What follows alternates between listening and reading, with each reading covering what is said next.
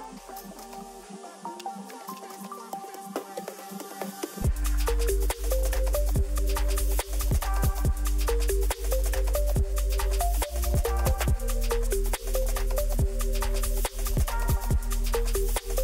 painting for me would be an escape from the traditional style of photography that is, and that's because whenever we shoot something, we're basically replicating what's already there, right? So, I mean, we don't create anything in that picture apart from the story or the motive behind it. But when it comes to light painting, it gives you that freedom that you can do anything you want with it. You can make stories, you can draw paintings. It's like that. It gives you that freedom.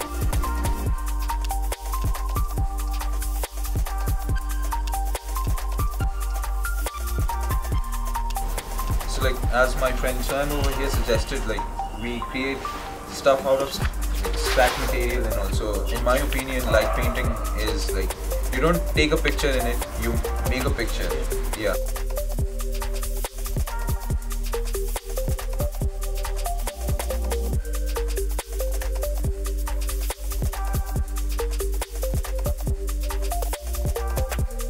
Adarsh had like very long project going on. Like it was based on the 9 circles of hell, and he wanted to shoot something related to violence. So he called me one fine evening, like he was back from his hometown, and like, basically we were jobless back then. You're always jobless. Yeah. So so he wanted to like shoot something related to that. So like we planned out, like it was pretty, you know, like costumes and all were like assassin kind of thing. You were the model. Yeah, like I was the subject. I wouldn't call myself a model. There was a single gun in the shoot, and the basic idea was like me holding the gun, you know, like with the entire stream. Like, but there was one gun, right? Yeah, there was one gun.